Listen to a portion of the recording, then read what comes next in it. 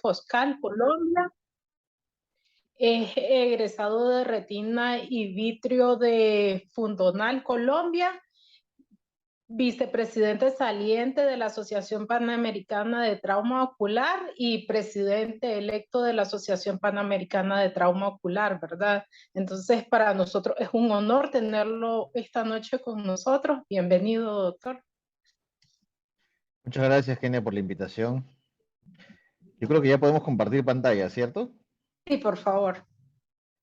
A ver. Sí, en verdad, yo creo que el trauma se está generalizando ahora como una especialidad, como una alta especialidad, y eso es lo que estamos tratando de promoverla en la Asociación Panamericana de Trauma Ocular. Normalmente ha sido manejado muchos años por los retinólogos, y ahora tenemos segmentólogos, glaucomatólogos, pediátricos, de todo, sino que pues el manejo del trauma normalmente es integral y siempre los retinólogos han estado metidos en este tema muy puntual. Bueno, doy muchas gracias por la invitación hoy y quiero empezar contándoles un poco las generalidades del desprendimiento de retina traumático y normalmente qué hacemos y qué nos puede generar controversia en un desprendimiento de retina traumático.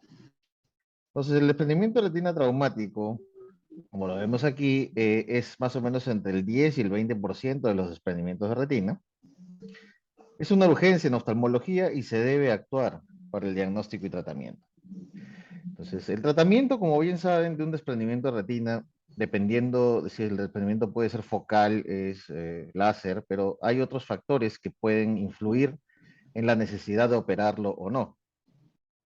La incidencia de este tipo de desprendimientos de retina es de 0,2 por cada 10.000 pacientes. El desprendimiento de retina traumático, como les decía, entre el 10 y el 20% del total de los desprendimientos de retina, y es la causa principal de desprendimiento de retina en niños. El 70 a 80% son desprendimientos de retina a trauma cerrado. Entonces, ¿qué es lo que ocasiona normalmente el desprendimiento de retina en un trauma contundente? El cambio de forma del globo. Todos pensábamos que inicialmente podía ser cualquier otro motivo el desprendimiento de retina producto de un golpe. Pensamos que era las tracciones del vítreo, pensamos que era un desprendimiento brusco, pero realmente se ha visto que el acortamiento antero-posterior y la dilatación lateral a nivel del ecuador en la base del vítreo son los causantes de una avulsión de la base del vítreo o una ruptura brusca en la periferia, normalmente en la base, y que genere este desprendimiento violento. Cuando nosotros pensamos en las características del desprendimiento de retina, normalmente el tipo, la extensión y la severidad fueron bastante similares en trauma abierto y cerrado en este artículo que nos muestra de trauma pediátrico. Y fue por eso la causa por lo cual se proponía que el desprendimiento de retina es causado más por la deformidad que secundaria al impacto. Entonces, cuando vemos que cuando hay un objeto que impacta en el ojo, mientras mayor velocidad tiene el objeto y mientras menor espacio tenga el objeto porque da directo al globo, hay una mayor posibilidad de generar una ruptura retiniana. Esta ruptura se genera normalmente cuando después de la onda de choque y la inercia, el ojo se comprime y se descomprime y la presión negativa y la inercia traccionan la retina. Como les decía, la deformación anteroposterior y lateral de los hacia el ecuador son las que generan esta lesión. Entonces, ¿qué pasa cuando se rompe el globo ocular, cuando hay un trauma penetrante? Entonces, ya entran en causa otros factores más que la deformidad. ¿Qué sucede? Entonces, al haber una herida abierta, se contrae el vítreo por formación de un tracto fibroso, ya que acuérdense que se liberan elementos que se pueden contraer. Y la liberación de los fibroblastos, que aparece a partir del cuarto día de la injuria, genera PBR. Y el PBR genera membranas sobre la retina y estas generan tracción. Entonces, hay dos mecanismos por los cuales se genera el desprendimiento de retina en un trauma abierto. Primero, la incarceración vítrea en la herida, con el consiguiente crecimiento de proliferación de células, lo cual ocasiona tracciones a nivel del vítreo y de la retina periférica. Y lo otro es la atracción tangencial que generan estas membranas de PBR sobre la retina anterior. Entonces, cuando nosotros vemos un trauma ocular, hay que evaluar muy bien el segmento anterior y los anexos, y así podemos ver si es que realmente vamos a tratar con medios transparentes para poder tratar esta retina. Pero el problema viene cuando ya son opacos, cuando es una herida corneal, una hemorragia vítrea, una catarata traumática, en las cuales tenemos que recurrir ya directamente de otro tipo de exámenes auxiliares. Recurrimos básicamente de la ecografía, de la tomografía, si es que pensamos en un cuerpo extraño, o de una resonancia, si pensamos en un cuerpo extraño no metálico, o de un potencial visual evocado si vemos que hay un paciente que no percibe incluso la luz y que tiene un trauma antiguo, si podemos hacer algo. Así, en los traumas no penetrantes, pues si tenemos desprendimiento de retina y no tenemos un retinólogo a la mano, hay que hacer el manejo primario, remitir al retinólogo. Si este tiene desprendimiento de retina y o tienes un retinólogo, pues directamente la cirugía de desprendimiento de retina. Pero si tratamos con un cuerpo, con un trauma penetrante o perforante, lo primero que tenemos que hacer es la reparación primaria. La reparación primaria debe ser lo más pronto posible. ¿Qué se ha visto en traumas abiertos y desprendimiento de retina y endoftalmitis? Que las heridas que se cierran antes de las 12 horas tienen menor riesgo de endoftalmitis y menor riesgo de complicaciones. Entonces, si nosotros vemos una herida abierta que sospechamos que puede haber un desprendimiento de retina y no somos retinólogos o no tenemos un retinólogo a la mano, cierren esa herida. Hay que aprender a cerrar esa herida. Esto tiene múltiples técnicas que ya de pronto es motivo de otra charla, pero que si nosotros cerramos bien y manejamos bien los antibióticos en el momento del trauma, pueden ser antibióticos tópicos, que son los que más penetran. Acuérdense que los antibióticos orales o sistémicos, la penetrancia es muy baja en el globo ocular. Y lo que hacemos es simplemente cubrirnos un poco de que si ya está la infección puesta, pues que se pueda diseminar hacia otras zonas anexas al ojo. ¿Qué signos nos orientan a que puede haber una injuria abierta? Pues cuando tenemos una quemosis hemorrágica, una quemosis de esas muy marcadas, como la que vamos a ver en esta foto a continuación, una quemosis bien levantada, una cámara anterior plana o estrecha, una hipotonía marcada del globo ocular, una discoria de la pupila o un defecto pupilar aferente, pues son signos que nos orientan mucho en que el trauma sea una injuria abierta que de pronto no veamos a simple vista. Así, la hemorragia vítrea y el trauma se reporta que cuando tenemos desprendimiento de vítreo y desprendimiento de retina, frecuentemente se dan las hemorragias vítreas en un tercio de los traumas severos. Y la hemorragia vítrea es un factor de riesgo importante para desarrollar PBR. Si nosotros tenemos hemorragia vítrea, tenemos que evaluar la posibilidad de tener que hacer vitrectomía, ya que muchas veces nos lleva esto a proliferación vitreoretiniana y con un cerclaje no va a ser suficiente. Tenemos que la relación entre el desprendimiento de retina y el trauma abierto es que los que tengan o afecten el polo posterior casi siempre van a tener un muy pobre pronóstico visual y anatómico. Y para eso la clasificación del OTS es muy importante para todos los traumas en que en general reciban ustedes en la consulta. Tanto hacer la clasificación del BET y el OTS es muy importante. Así tenemos que decirle al paciente que cuando tenemos un desprendimiento de retina traumático, hay alta probabilidad que esta no sea la primera ni la última cirugía y que probablemente requiera más de una cirugía para poder tratar de llegar a recuperar ese globo ocular. Yo normalmente les digo a los pacientes que esto es un rescate del ojo, porque estamos hablando de que la mayoría de pacientes que llegan con traumas abiertos y desprendimiento de retina, el pronóstico visual es muy malo. Entonces, eso es lo que tienen que decirle antes de ponerle el parche al paciente, ya que muchos vienen diciendo ya, quiero ver como antes. Y lo más probable es que ese ojo no pueda recuperar una visión como la que tenía antes del trauma. Cuando vemos este artículo del 2014, que nos habla de trauma abierto y desprendimiento de retina, nos muestra que el desprendimiento de retina traumático casi se da en el 30% de los pacientes con trauma abierto, y que es importante que sepan que el desprendimiento de retina traumático no necesariamente se da de inmediato, se puede dar hasta dentro del primer mes del trauma. Generalmente vemos que el 27% nos muestra el desprendimiento de retina dentro de las primeras 24 horas, hasta casi el 50% dentro de la primera semana y hasta casi el 70% dentro del primer mes. Es importante que los pacientes que tengan trauma ocular los sigan dentro del primer mes, sobre todo los traumas abiertos, porque muchas veces la opacidad de los medios, sea corneal, sea sangre, sea catarata, no nos permite ver adecuadamente el fondo de ojo y se nos puede pasar una lesión que de pronto al mes la tenemos desprendida y fue realmente nuestra culpa de no hacerle un seguimiento correcto. La mayoría de los desprendimientos de retina no son diagnosticados hasta una semana después del trauma. Y este comentario viene a que muchas veces el proceso inflamatorio de la cámara anterior no nos deja ver adecuadamente el fondo de ojo. La hemorragia vítrea, los desgarros gigantes y la menor agudeza visual tienen mayor riesgo de desprendimiento de retina traumática.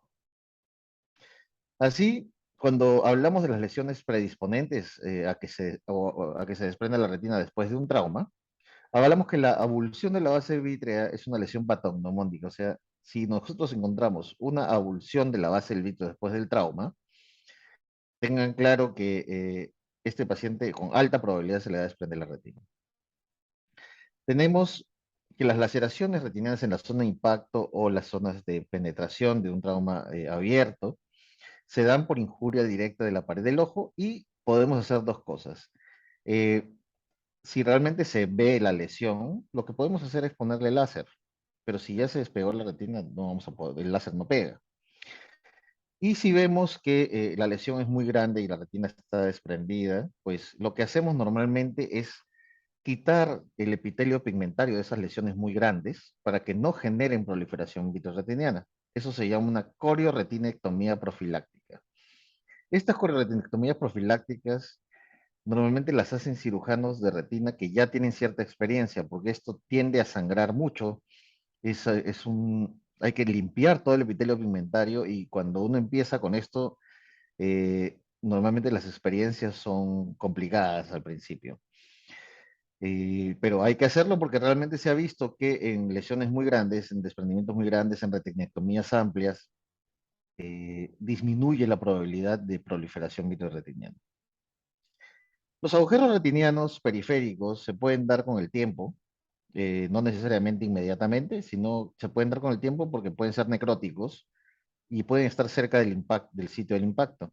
Normalmente el tratamiento de estos es con láser. Cuando hablamos de diálisis, las localizaciones más comunes postraumáticas, no hablamos de las diálisis inferotemporales que podemos encontrar frecuentemente, sino las postraumáticas usualmente son en el cuadrante superonasal. Estas realmente tienden a progresar muy lento a un desprendimiento y si lo encontramos a tiempo, pues hay que ponerle láser cerclando toda esa zona. Y si nos toca hacer una vitrectomía versus un cerclaje, normalmente las diálisis en general les va mejor con un cerclaje que con una vitrectomía. Los desgarros sabemos que los desgarros, sobre todo en herraduras, son de alto riesgo. Si vemos el desgarro y no se ha desprendido la retina, pues hay que tratarlo con láser. Si está muy anterior, podemos usar crioterapia como una buena opción. Así, entonces, resumiendo esta parte clínica, sí tenemos medios transparentes y podemos irnos directamente a la cirugía del desprendimiento de retina, pero siempre y cuando evaluemos los otros factores, ¿no? Ya la cirugía puede ser cerclaje, vitrectomía o combinación de ambas. Debemos evaluar la edad del paciente, si es que vamos a dejar cristalino o no. Debemos evaluar la proliferación vitreoretiniana, que esto definitivamente es un factor clave para hacer vitrectomía.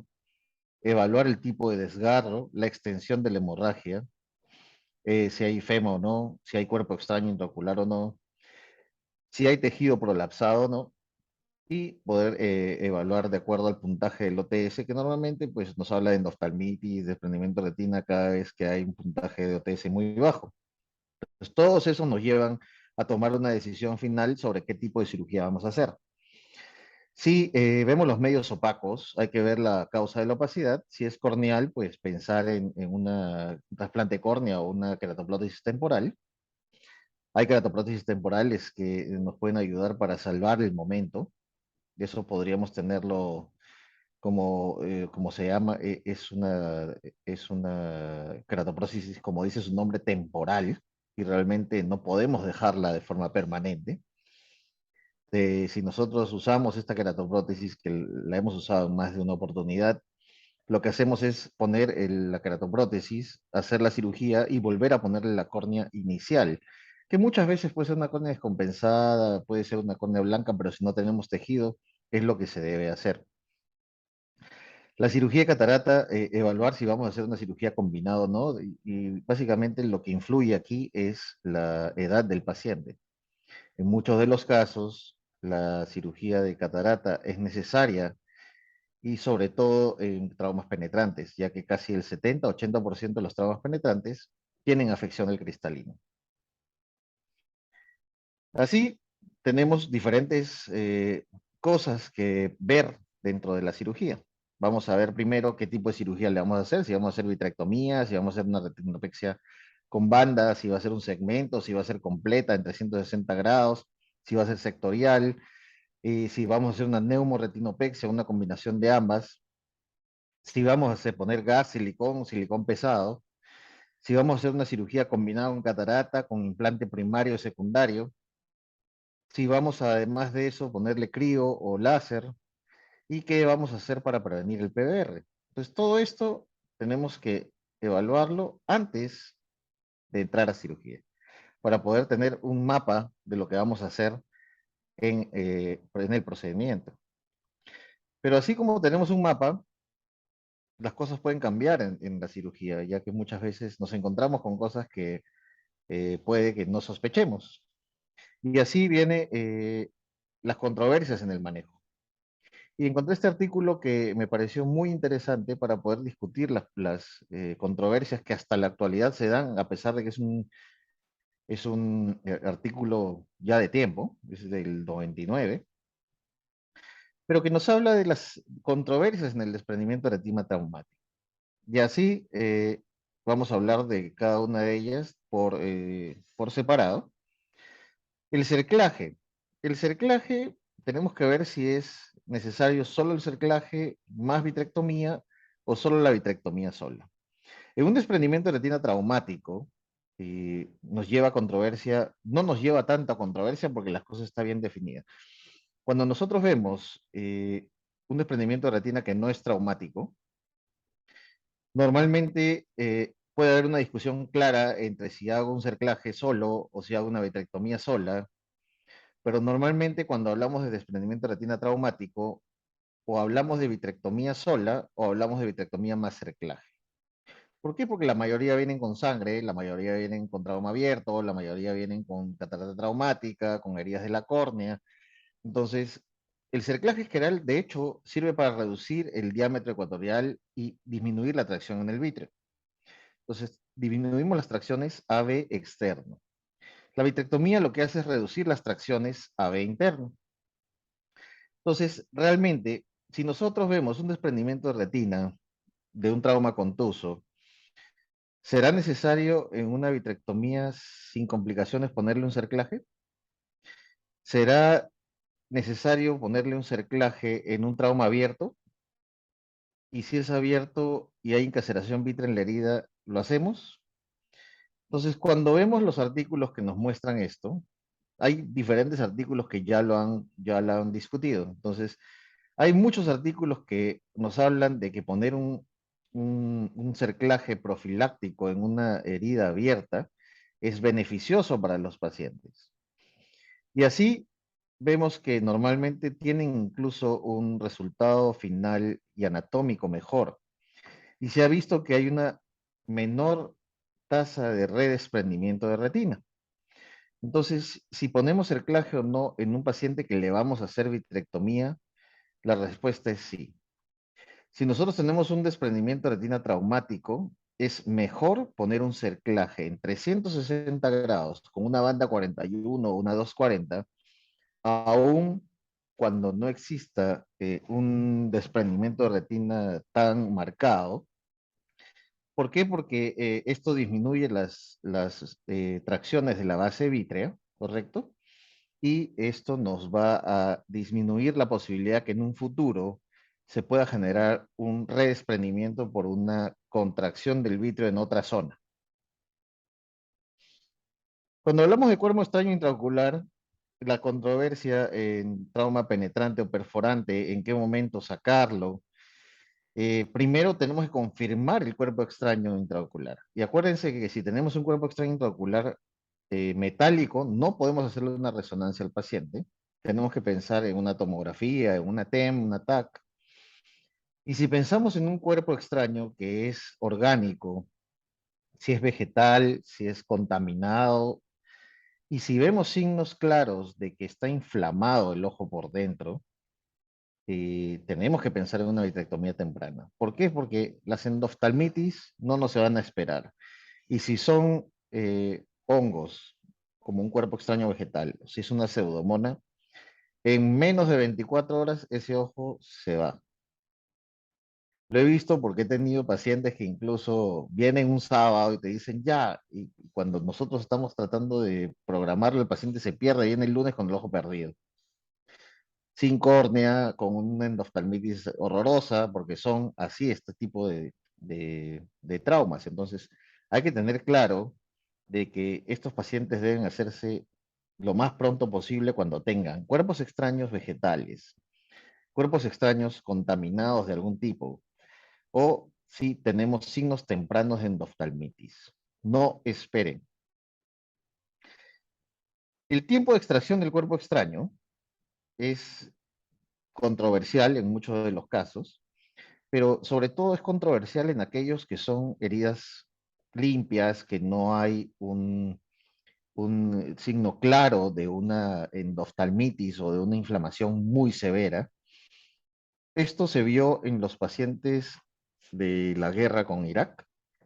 Se vio que había cuerpos extraños que podían estar dentro del ojo meses, mientras llegaban incluso a poder operarse por un retinólogo. ¿Y qué fue lo que marcó la diferencia entre estos cuerpos extraños que no son tan contaminados, ¿no? Y que no generan endoftalmitis? Primero, el tiempo de cierre. Acuérdense lo que les dije de las heridas abiertas. El tiempo de cierre de menos de 12 horas. Aquí en este artículo hablan de 24.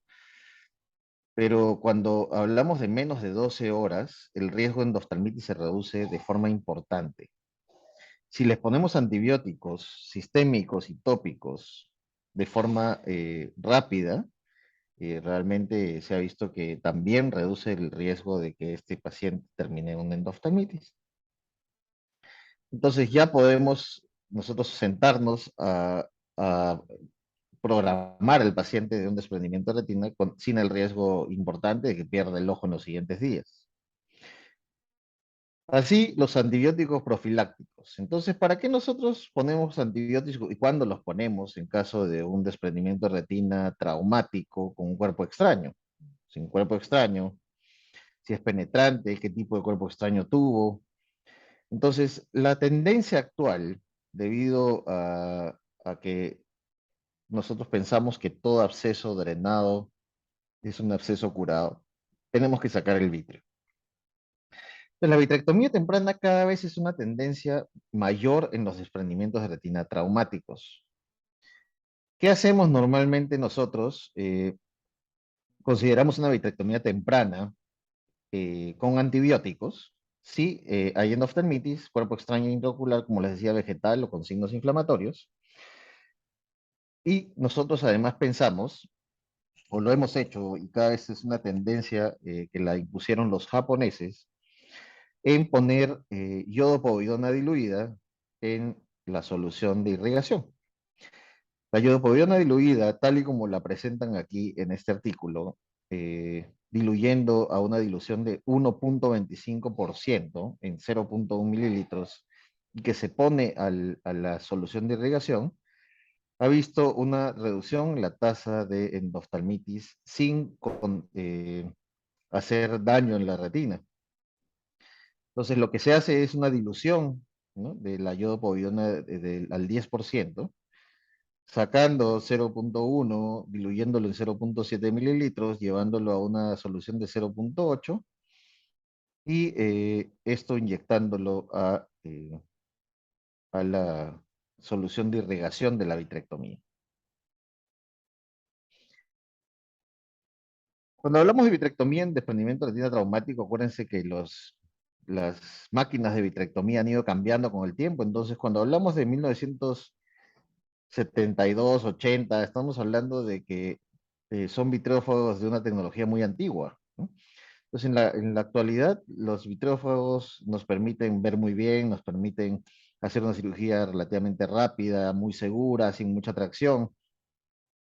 Entonces, cuando nosotros recomendamos vitrectomía en desprendimiento de retina traumático, cuando vemos pues hemorragia vítrea, cuando vemos inflamación severa, ya que sabemos que genera liberación de mediadores inflamatorios y además de eso, contracción de las membranas que están encima de la retina. Cuando hay sospecha de endoftalmitis, cuando hay trauma penetrante o perforante, cuando hay ruptura del cristalino, PBR, cuerpos extraños de jarro gigante. Entonces, estas son indicaciones claras de una vitrectomía en un desprendimiento de retina traumático. Aquí les muestro una fotografía de un desprendimiento de retina traumático del doctor Martín Charles. Aquí vemos su cirugía, es una vitrectomía con calibre 25. Él usa siempre chandelier, por eso se ve tan claro y tan bonito. Primero lo que se hace es remover el vítreo que está pegado hacia la zona central. Luego de eso, despegar el vítreo. Muchas de las veces nos vamos a encontrar con vítreos, sobre todo en niños que están muy pegados y tenemos que tener mucho cuidado al hacer el desprendimiento de vítreo. De preferencia, si lo pueden teñir con triamcinolona, es ideal para poder saber que estamos sacando la mayor cantidad de vítreo, ya que no existe la vitrectomía total. Siempre va a quedar un pedazo de vitrio ahí, siempre va a quedar algo cercano o al lente o al cristalino, a la base del vitrio. Entonces, por eso nunca hablamos de que estamos sacando todo el vitrio, pero hay que tratar de hacerlo, ¿no? El rasurado de la base vítrea en un desprendimiento de retina es clave para que no haya contracciones en un futuro y se pueda generar un desgarro o una ruptura de algún tipo en un futuro posterior a la cirugía. Entonces, hay que hacer un buen rasurado de la base vítrea, sobre todo si podemos indentando con, de preferencia, sistemas de visualización amplios, de campo amplio, para que no se nos pasen pequeños agujeros, rupturas, o podamos dejar sangre en la base del vítreo que más adelante pueda generar factores de proliferación de fibroblastos y contracción de las membranas que están encima de la retina. Entonces aquí lo que está haciendo el doctor Martín es haciendo un rasurado extenso de la base vítrea. Él casi siempre remueve la membrana limitante interna. En este caso la está removiendo con la tinción de azul brillante. Y si nosotros vemos pues un desprendimiento de retina como el que hemos visto ahorita, que es un desprendimiento reciente, a pesar de ser un desgarro retiniano grande, eh, podemos dejar gas porque está bien móvil, ¿no? En algunos casos, y no son la minoría, sino la gran mayoría de traumas severos no vienen así. Vienen con una herida abierta, con un desgarro con proliferación vitreoteniana, y sobre todo en nuestros países, que son pacientes que se demoran en llegar. Muchos llegan de provincias, muchos llegan del campo, y ya no llegan en estas condiciones como lo estamos viendo en este desprendimiento de retina bonito, sino llegan en unas condiciones en las cuales hay que desenrollar la retina, sacarle todas las membranas de proliferación, y eso no es un resultado pues muchas veces óptimo, ¿no? Sin embargo, es lo que tenemos que hacer. Este es el resultado de esta cirugía linda. Se le puso gas y el paciente quedó perfecto. Entonces, nosotros, ¿qué estamos indicando? Vitrectomía normalmente temprana en los pacientes con desprendimiento de retina traumático. Sin embargo, hay dos tendencias: hacer vitrectomía temprana y hacer vitrectomía tardía. Hablamos de vitrectomía temprana cuando lo hacemos dentro de la primera semana y tardía entre la primera y segunda semana. Entonces, cuando hablamos de vitrectomía temprana, son indicaciones claras de hacerlo en todo lo que les he dicho previamente. ¿Y qué nos da como ventaja esto? Que haya eh, una menor riesgo de proliferación celular, o sea, PBR, ¿no? Hay un mucho menor riesgo. Hay mayor probabilidad de hemorragia severa por la congestión uveal propia del trauma, sí. Hay siempre un mayor riesgo de un desprendimiento coroideo. Y también nos puede reducir el riesgo de oftalmía simpática. Sin embargo, las tendencias de hacerlo un poco después, eh, cuando realmente las indicaciones claras, cuando el DR es parcial, cuando no hay un compromiso del centro y todavía podemos ponerle láser o podemos intentar alguna otra forma como una retinopexia neumática. Cuando tenemos un trauma perforante, ¿por qué? Porque hay un edificio de entrada y uno de salida diferentes. Cuando nosotros tenemos un trauma perforante, hay como les decía, un agujero de inicio, de entrada y de salida. Entonces, al tener un orificio de salida y nosotros entrar en una vitrectomía temprana, en una herida abierta, tenemos el riesgo pues, de que poner silicón se pueda escapar por esa herida abierta. Entonces, lo que tratamos de hacer es que se cierre un poco por segunda intención y poder hacer una cirugía un poco más segura, esperando un poco más. Y podríamos tener la consideración de hacer una vitrectomía diferida si es un desprendimiento de retina sin hemorragia vitrea. Ahora, con los días, después de un trauma, se produce el desprendimiento de vítreo de forma natural, y esto hace un poco más sencillo la remoción de la hialoides y las tracciones. Entonces, por eso es que algunos cirujanos en pacientes un poco más jóvenes esperan un poquito más. ¿Qué nos permite, además de esto, una vitrectomía diferida? Una mejor visualización, ya que muchas veces después del trauma en una herida corneal es muy difícil visualizar el polo posterior. Entonces, muchos deciden esperar cuando hay traumas corneales o que opacan el centro de la visualización del polo posterior. Acá tenemos un review de unos artículos hechos entre el 2006 y el 2016, en el cual el buen resultado anatómico no tuvo relación con la vitrectomía temprana o diferida en traumas abiertos y cerrados. Sin embargo, la visión varió mucho por variables de tiempo de intervención hasta la extensión de las lesiones. El PBR fue la complicación más común, y eso lo vemos hasta la actualidad. Por eso es que cada vez se tiende a hacer una vitrectomía más temprana, porque la tecnología ha evolucionado y porque además de eso, si nosotros dejamos más tiempo, el riesgo de PBR es mayor. Entonces, estos son los artículos que se analizaron en ese entonces, en este artículo de review. Si lo quieren, se los puedo pasar. Y nos muestra acá entonces que el tiempo de vitrectomía en un trauma ocular todavía sigue siendo materia de discusión, ya que algunos prefieren hacerlo temprano, algunos prefieren hacerlo tardío. Aquí Ferenc Kuhn, que es el padre de la traumatología ocular moderna, nos muestra su clasificación como vitrectomía temprana en 2 a 4 días, diferida en 5 a 7, tardía de 8 a 14 y muy tardía pasada las 2 semanas. Pues él concluyó que la vitrectomía temprana, pues definitivamente aumenta los riesgos de complicaciones como sangrado, como filtración de la herida y una mala visualización, pero que las vitrectomías tardías aumentan la probabilidad de PBR. Y esa es la tendencia actual de la Asociación Panamericana de Trauma, de hacer vitrectomías cada vez más tempranas por esa situación. Aquí vemos otro artículo en el cual nos compara un poco los tiempos de vitrectomía, pero ellos deciden hacer vitrectomías tardías.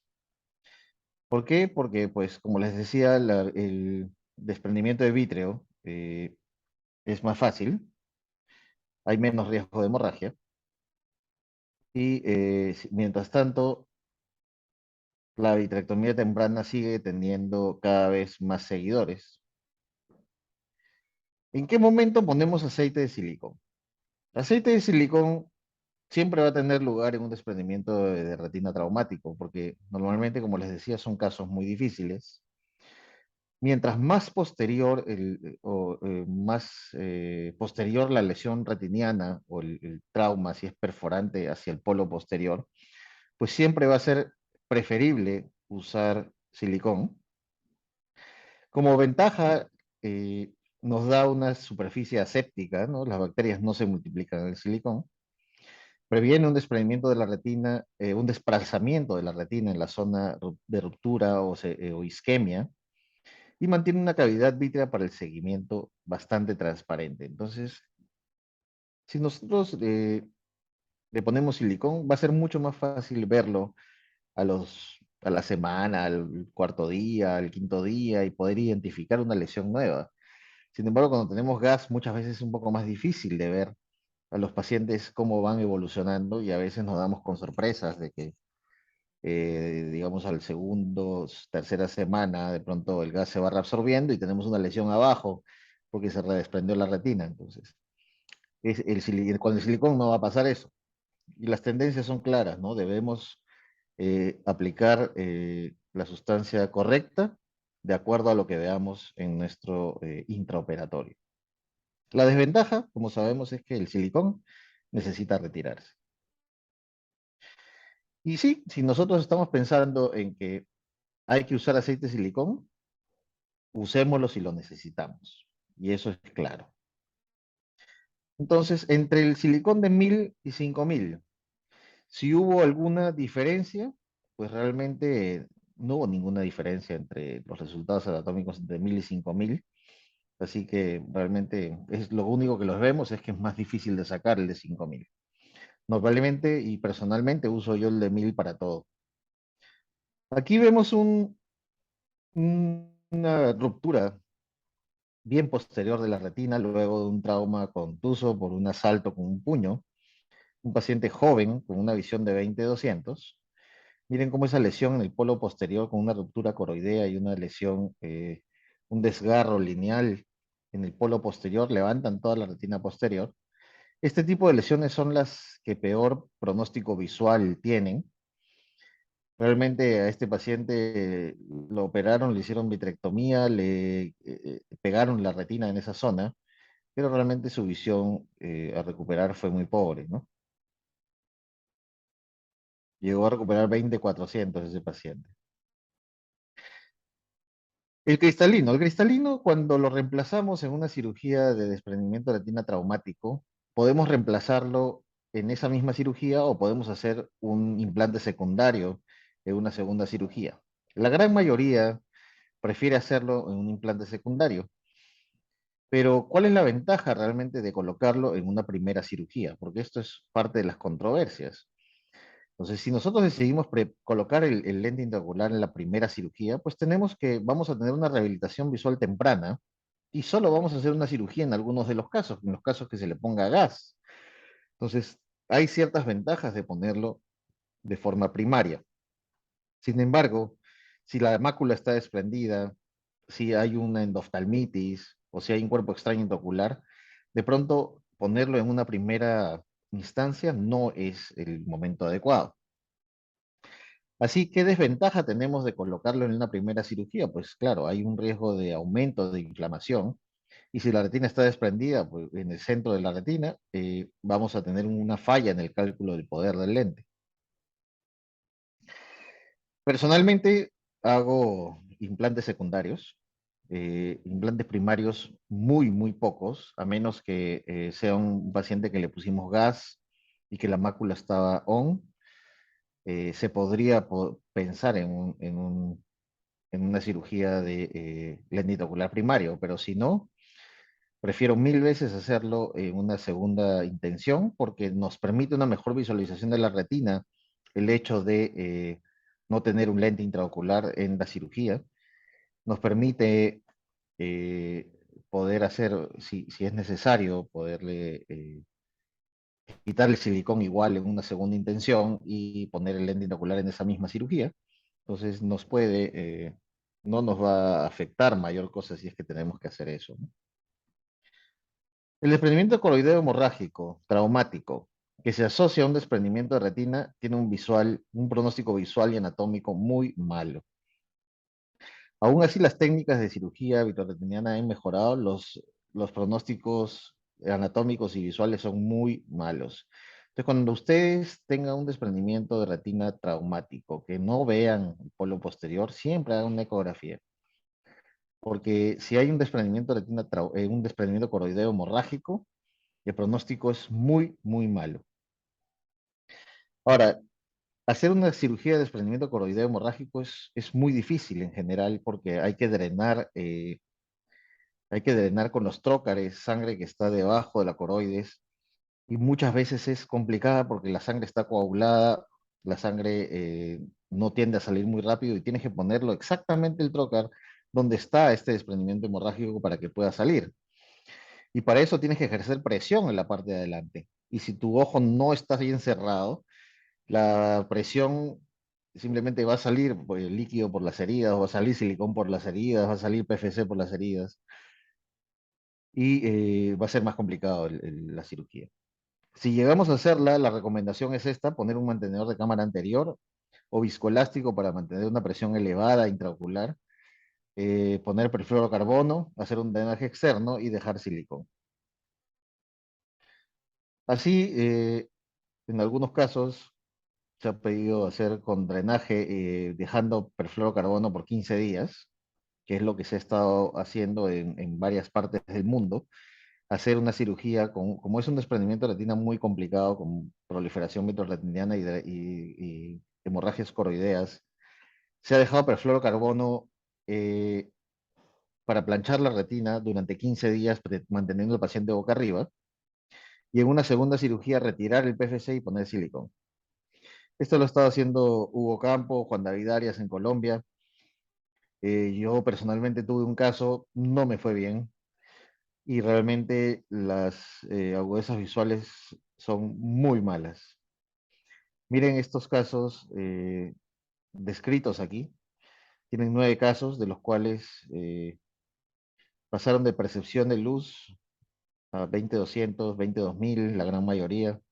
Entonces son pronósticos de visión muy, muy malos. Cuando hablamos de PBR, y el PBR es el principal factor de riesgo de redesprendimiento de retina y baja visión, entonces tenemos que en el trauma abierto, pues el 43% de los pacientes hacen PBR. Cuando hay ruptura por un trauma contuso y una ruptura del globo por un estallido ocular, el 21% hacen PBR. Y cuando hay cuerpo extraño, el 11% hacen PBR. Entonces el PBR se genera porque hay contracción y migración de ciertas células que se producen debido a la pérdida de la barrera hematorretiniana, ¿no? Se generan células gliales y del EPR en el espacio subretiniano, suprarretiniano y en el vítreo, y esto genera contracción de los mismos y tracción. Entonces, todos los factores para que tengan PBR son los que les dije básicamente para poder hacer la vitrectomía previa. Heridas penetrantes, hemorragias vítreas, desprendimiento de retina hemorrágico, mayor tiempo de cirugía, cuando hay ruptura del cristalino, desgarros grandes, heridas mayores de 10 milímetros, desprendimientos coroideos hemorrágicos o inflamación intraocular persistente. Así, cuando hablamos del manejo del PBR, tenemos de todo, y no ha funcionado todo muy bien, la verdad. Lo único que está funcionando en la actualidad, pero que hay que inyectar frecuentemente es el metrotexate.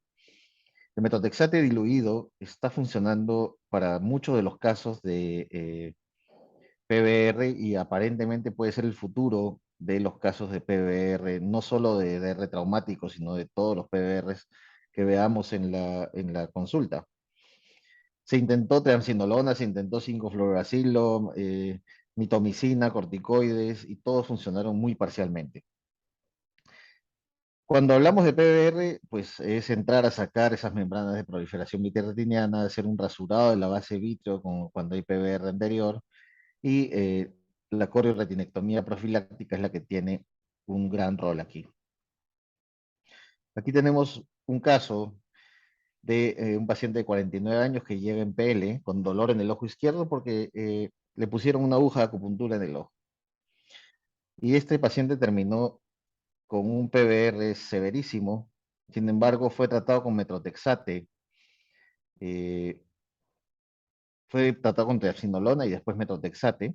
El metrotexate que se le ponía es 200 microgramos cada 2 semanas. Y este paciente pasa de PL y ven esa retina cómo está a 20/40, siendo manejado por hipertensión ocular y manteniéndose esa fibrosis extensa subretiniana que ven ahí nasal al disco. Entonces, el metrotexate, realmente todavía no hay estudios grandes de metrotexate, pero en todos los congresos de retina últimos se está hablando mucho de esto para controlar el PBR. Entonces se deja las retinectomías amplias para segundos procedimientos, se deja estas retinectomías como una decisión intraoperatoria realmente. Y si vemos una hipotonía marcada posoperatoria, ya en el post largo normalmente, no retiran el silicón porque ese ojo se va a la tisis. Esto es lo que tenía para traerles hoy. Les agradezco mucho la invitación. Quiero invitarlos también al próximo Congreso Latinoamericano de Trauma Ocular que vamos a hacer en Cuenca. Este va a ser el 26, 27 y 28 de enero del 2023. Así que si quisieran ir, va a ir ponentes de toda Latinoamérica. Va a ser en conjunto con el Curso Internacional de Glaucoma de Ecuador. Y como invitado especial vamos a tener a Aikamet, vamos a tener a Gangadhara Sundar de la India y a todos nuestros ponentes latinoamericanos de la Panamericana de Traumas. Muchísimas gracias. Doctor Wong, muchísimas gracias a ustedes, una excelente charla, creo que muy completa y que cerró muchas dudas que teníamos. Pienso, si los residentes quieren hacer algunas preguntas al doctor, por favor. Por supuesto, lo que quieran, bienvenidos. Cualquier duda es bienvenida. No hay pregunta tonta, así que pregunten lo que quieran. Buenas noches, doctor, muchas gracias. Buena charla. Con respecto a la que mencionaba de las lesiones retinianas traumáticas, lo del agujero retiniano, como a los cuantos días nosotros después del trauma esperamos que ocurra un agujero retiniano. Un agujero retiniano en la zona donde no estaba la lesión traumática. ¿A eso te refieres? Sí, sí. Normalmente eso va dentro del primer mes. Entonces, por eso la vigilancia debe ser semanal en un paciente que has tenido un trauma y que tiene, por ejemplo, fotopsias, que no le encuentras ninguna lesión en la retina, pero que tiene signos de que hay tracción. Entonces, si nosotros hemos tenido un trauma contuso, digamos, que lo estamos siguiendo y el paciente tiene fotopsias, hay que tener en cuenta que hay tracción de la base vítreo. Acuérdate que la avulsión es lo primero que se ve como trauma en la base vítrea. Y si nosotros vemos que el paciente tiene fotopsias, tenemos que hacerle seguimiento.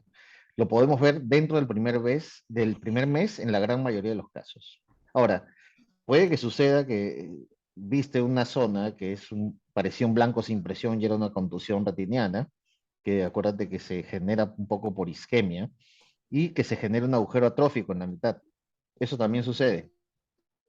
Esos casos normalmente no requieren mayor cosa porque no hay mucha tracción, no hay mayor riesgo de que se desprenda la retina, pero si ves alguna tracción vítrea, séllalo.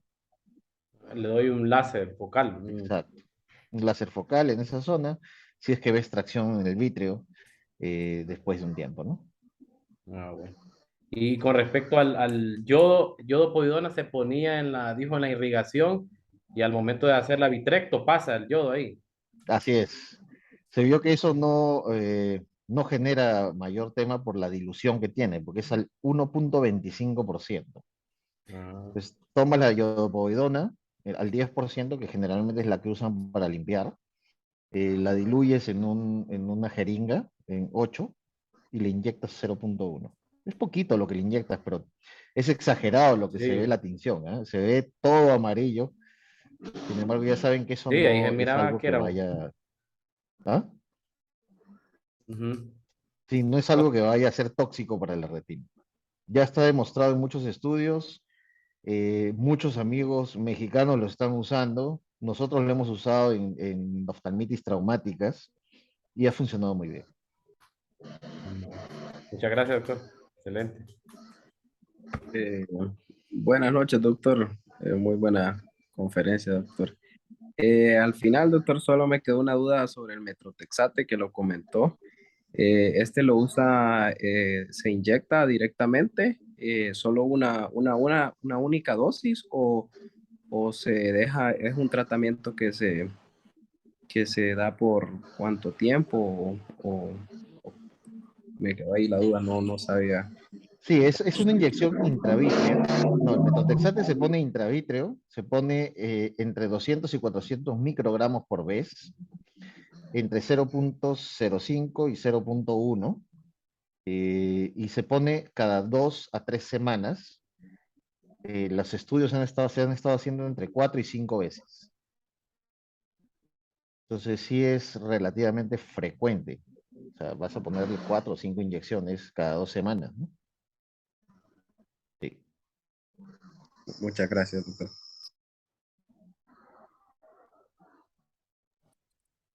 Buenas noches, doctor.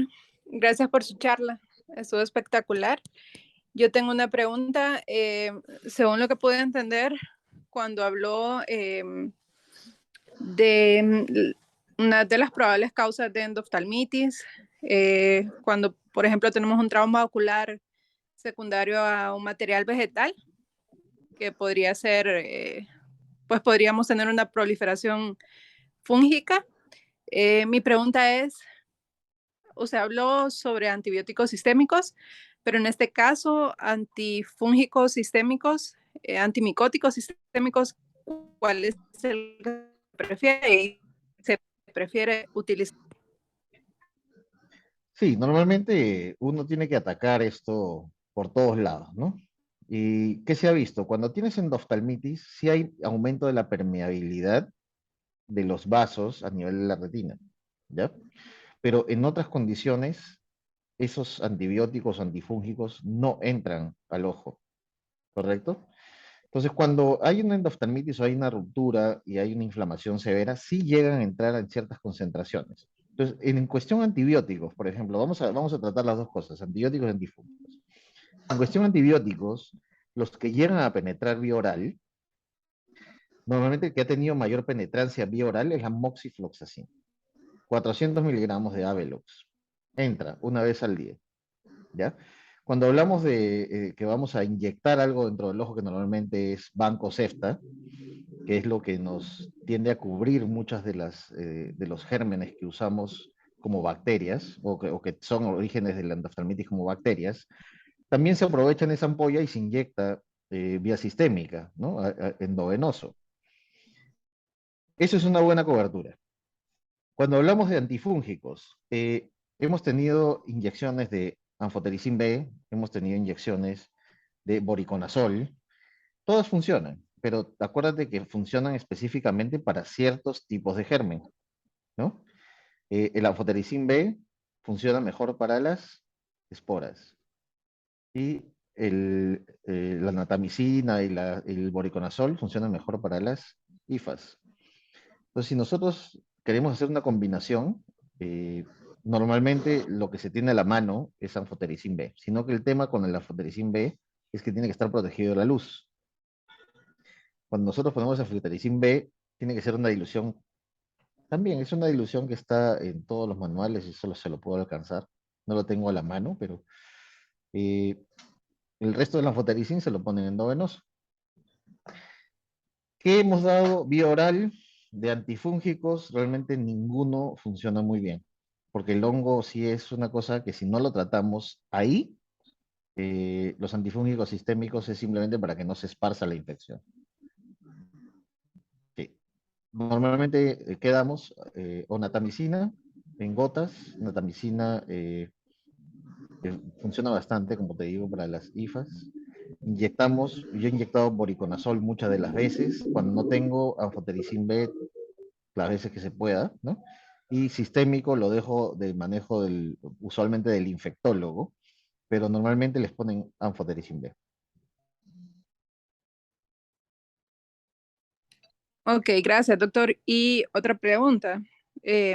Usted hizo bastante énfasis en la vitrectomía pars plana, pues de manera temprana. De manera temprana se refiere a cuánto tiempo después del trauma, específicamente. Cuando tenemos signos de endoftalmitis, de inflamación, ruptura del cristalino, tenemos que actuar rápido. Eso es menos de 24 horas. ¿Ya? Cuando hablamos eso es inmediata, es una vitrectomía inmediata. Si hablamos de una vitrectomía temprana, normalmente la hacemos en menos de los 4 primeros días. Y ahí sí es cuando hay una hemorragia vítrea, cuando hay un cuerpo extraño, que no es un cuerpo extraño vegetal ni contaminado, ¿no? Tendemos a hacer vitrectomías dentro de los primeros 4 días, máximo primera semana, pero haciéndole vigilancia diaria, ¿no? A un trauma que sí puede tener ciertas características de riesgo. Pero cuando hablamos de vitrectomía inmediata para este tipo de urgencias tan severas como es un trauma abierto o alguna endoftalmitis, tenemos que hacerlo de inmediato. No podemos aguantar ni 24 horas. Tiene que ser lo más pronto posible. Ok, muchas gracias, doctor.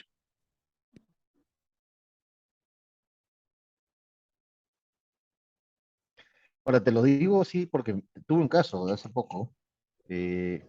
Justamente les comentaba que llegó un sábado, lo vi, y le dije, bueno, hay que hacer una vitrectomía, listé todo, pero el paciente no tenía plata, no llegó. Y llegó con el ojo destruido el lunes a operarlo, pero era destruido, la córnea era blanca. Y en esos casos, hacer una vitrectomía, pues es con queratoprótesis temporal, y es todo un problema, porque muchas veces cuando la córnea está deshecha, la queratoprótesis la pones y no agarra, porque las suturas y no se ancla bien, ¿no? Porque la córnea está en melting. Y ahí sí tienes un problema, pues, ¿no? Este ojo realmente no sobrevivió. Y solo estamos hablando de 24 horas. Sí. ¿Alguna otra pregunta, por favor, para el doctor? Conclusiones del cerclaje. Ustedes han puesto cerclajes. Eso es algo que es importante de ver. Ustedes saben que en Estados Unidos ahorita las residencias y los fellows de retina están pataleando mucho porque no les enseñan a poner cerclajes, porque cada vez es todo vitrectomías, vitrectomías, vitrectomías. Y realmente cuando les toca poner un cerclaje, porque realmente lo necesitan por un trauma ocular, no saben ponerlo. Entonces es algo que hay que, creo que hacer énfasis en no olvidarse cómo poner un cerclaje. Es algo que no es difícil y es algo que puede ayudar a salvar un ojo.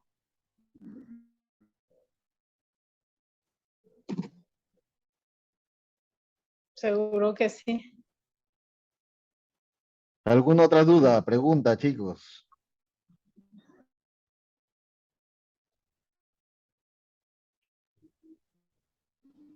Son varios residentes, ¿no? ¿Cuántos son? ¿12?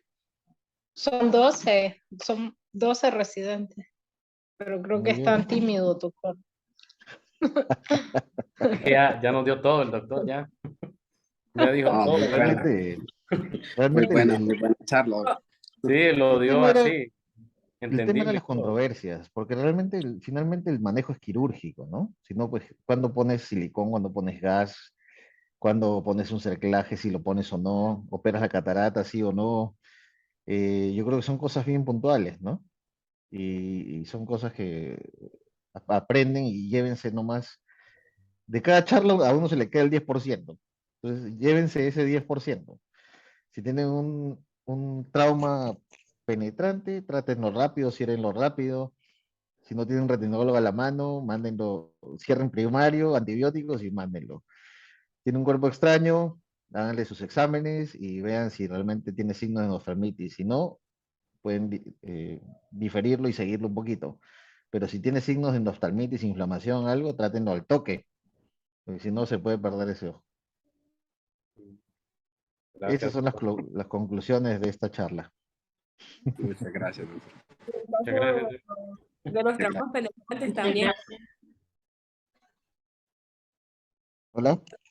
En el caso de las lesiones penetrantes, solo para recapitular, ¿verdad? Dijo que había que igual cerrarla en menos de 24 horas, En menos de 12 horas, de 12 para que horas. disminuya el riesgo de endoftalmitis, efectivamente.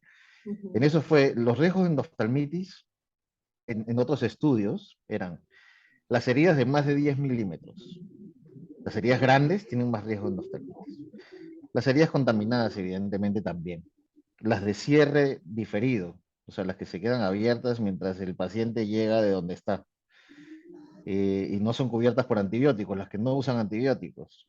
Entonces, todos esos son riesgos claros de una endoftalmitis, de un factor de riesgo por endoftalmitis. Entonces, ciérrenlos rápido. Y eso sí, aprendan a cerrar bien una herida. Porque después, cuando se lo dejen al retinólogo, al segmentólogo, al que le toque revisar esto de una forma secundaria, si no lo hicieron bien, va a ser un problema. Porque uno de pronto entra a una vitrectomía y la herida no está bien cerrada y se sale todo por la herida. Y complica la cirugía. Si, por ejemplo, tienen una herida abierta, se desprende la retina, pero el cristalino está estallado, sáquenlo. Aprendan a cerrar esa herida y sacar ese cristalino, aunque sea dejarlo áfaco. Pero por lo menos extrajeron todo ese material inflamatorio que cuando nos llega el retinólogo no se ve nada porque está todo inflamado, los fragmentos están por todos lados y el ojo está eh, en una condición que probablemente no nos vaya a facilitar la cirugía. ¿Sí? Entonces, si ustedes pueden dejar el ojo lo más limpio posible, con las heridas bien cerradas, eso se lo va a agradecer cualquier retinólogo. Gracias, doctor.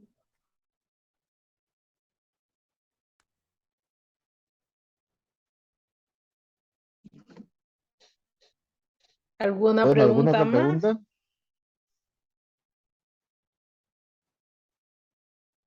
Yo creo que no hay, doctor Wong.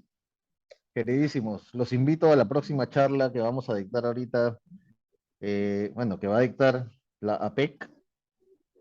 Te mando ahorita el contacto, Kenia, si se quieren conectar, ahorita empieza a Excelente. las 8 de la noche. Excelente, muchas gracias. Lo sentimos por Aprovechen y quitarle empalmen tanto que va a su ser un caso tiempo. clínico interesante. Ahorita te lo mando, Muchísimas Kenia, gracias, doctor. para que se Muchas conecten Está por bien. ahí. gracias, doctor. Chicos, ha sido un Gracias, placer doctor. compartir con todos ustedes. Gracias, doctor. Espero que le vaya muy Gracias, bien la doctor. residencia. Y cualquier cosita estamos a la Gracias. orden. Gracias, doc. Buenas noches. Chao, Buenas chao. noches. Gracias por la invitación, Kenia.